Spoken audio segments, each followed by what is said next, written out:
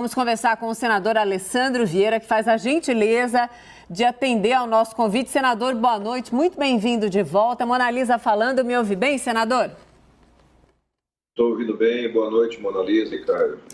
Muito obrigada, senador, por atender ao nosso convite. Ô, senador, a gente viu hoje a volta de uma questão que parece que não acaba, apesar de toda a bizarrice dela, que é a defesa de uma medicação, qualquer uma delas, do tal kit Covid, que não funciona para o enfrentamento à pandemia e que a gente sabe o que causou e o que, infelizmente, ainda causa à população brasileira. Claro que o depoimento do depoente de hoje foi importante até para a gente entender como é que se dão esses contatos, como é que se dão as publicidades, os valores pagos, enfim, tudo isso. Mas o que mais me chamou a atenção, e por isso que eu pedi a entrevista com o senhor hoje, quando eu estava acompanhando, foi ali a defesa feita pelo senador Heinz de notícias falsas, mentiras, desserviços que não podem mais estar no dia a dia de absolutamente nada, nem da CPI. A gente nunca vai virar a página, inclusive na CPI, quanto a isso, senador? Enquanto você tiver uma máquina de desinformação funcionando, você vai ter gente que quer se beneficiar dela.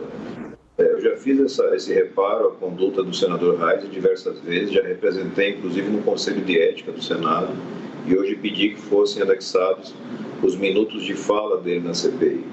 Existe um problema ali que é a repetição de estudos defasados, descontextualizados, aquilo que se chama de cherry picking, né, que é você escolher alguma amostra para tentar dar fundamento para o seu ponto de vista, tudo que corresponde ao que prejudica o brasileiro.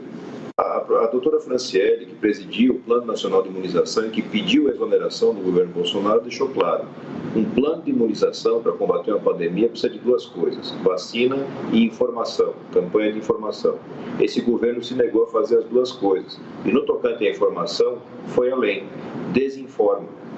É reiterado o ataque ao uso de máscaras, é reiterado o ataque às vacinas. Então, todo esse contexto é produzido por colegas.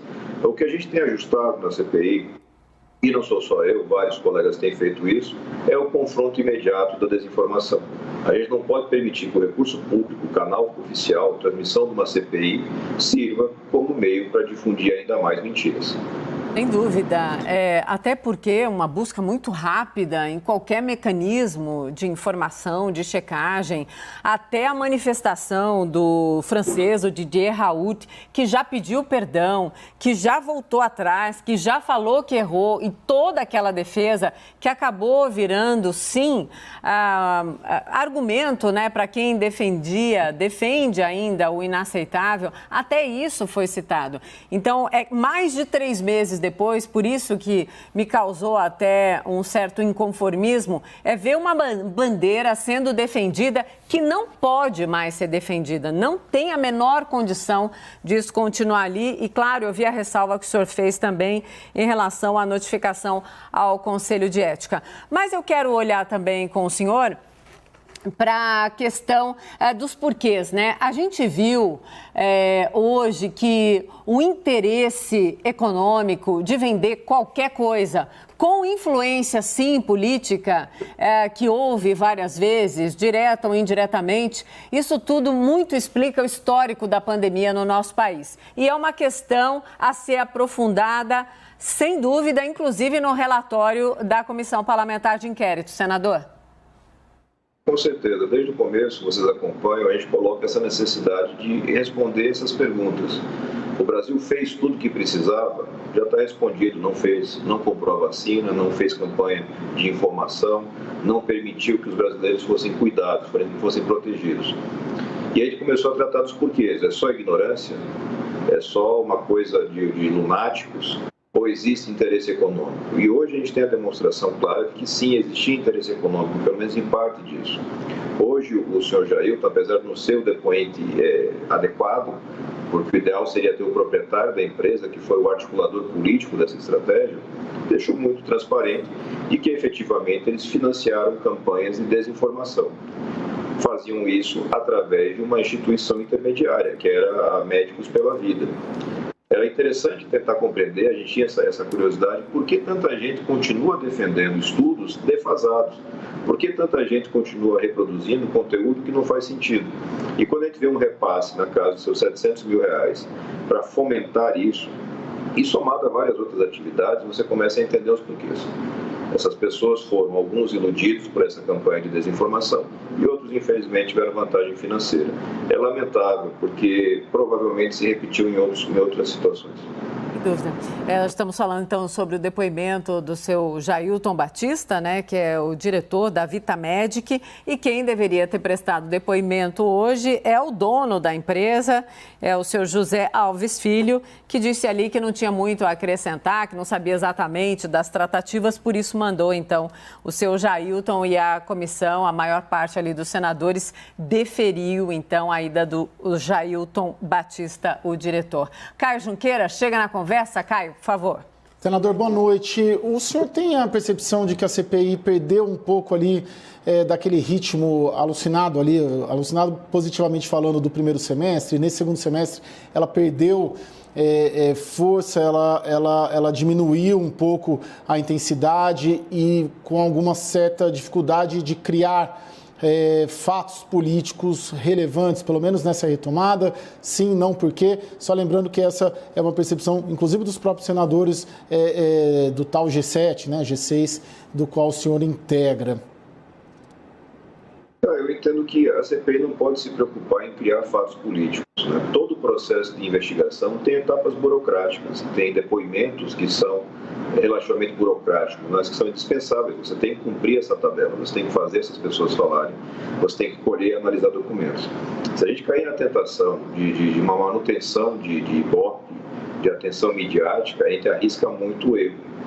Então a CPI está começando a fechar, para usar uma expressão da senadora Simone Tebet, está começando a fechar algumas caixinhas. Sim. Então essa caixinha do kit de tratamento precoce e da desinformação, a gente começa a compreender que já está concluindo. Realmente existia essa ação articulada, preparada para desinformar o cidadão em todas as esferas. Desinformar os médicos que estão no atendimento na ponta e, como falou bem a doutora Luana Araújo, também depoimento, nem sempre tem tempo para ficar consultando site científico, verificando. E quando eles recebem já mastigado uma informação massificada, no sentido de que determinado remédio é sim válido, que existem estudos que dão base para isso. O Jailton hoje repetiu o que já aconteceu com a Mayra, com a Nise, as médicas que levavam um monte de papel dizendo que existiam estudos, e quando você pede cadê o estudo, não existe, simplesmente não existe. Os que existiram lá em meados de abril, maio de 2020, todos já foram descartados tecnicamente no mundo inteiro. Então acho que a gente tem que ter sobriedade. São fatos muito graves, muito sérios. Exigem uma apuração calma, efetiva e muito consistente. Se a gente ficar na intenção de criar factoides, enfim, uma motivação política, a gente pode errar muito. Eu prefiro trabalhar concentrado no resultado concreto que os brasileiros estão esperando.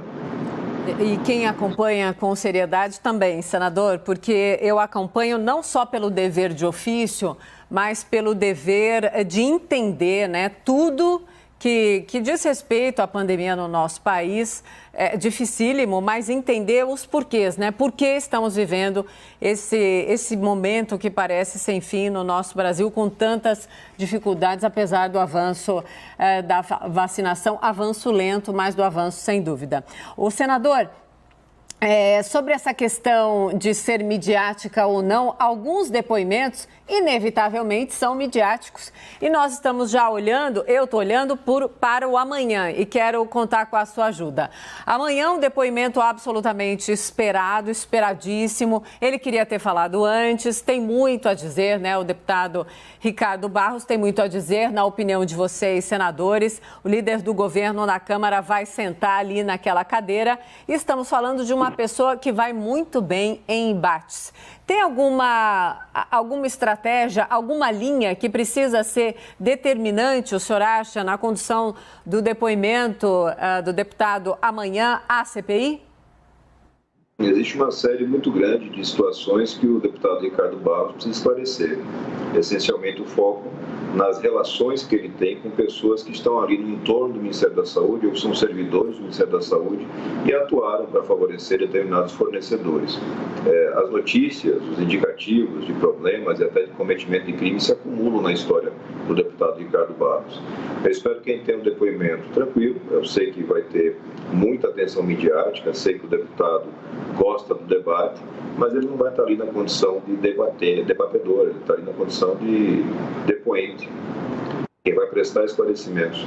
Espero sinceramente que ele assuma o compromisso de dizer a verdade e que diga, e se não disser, que ele esteja sujeito às punições que qualquer cidadão tem. O foco ali maior para saber exatamente todas as tratativas, as questões dos intermediadores ali no Ministério da Saúde e também todos os porquês que ainda precisam vir à tona, especialmente na questão da vacina indiana Covaxin. Senador, muito obrigada por atender mais uma vez ao nosso pedido. Sempre que os senhores senadores da CPI estão aqui, senhores e senhoras, eu faço a ressalva, eu sei que os dias estão longos, falar essa hora às 8h15 da noite atrapalha o jantar, o descanso, mas faz toda a diferença para nós, jornalistas, e para quem nos acompanha. Por isso eu reitero o agradecimento. Senador, até uma próxima. Obrigado e saúde para vocês. Obrigada, senador. Obrigada, Caio, que participou comigo.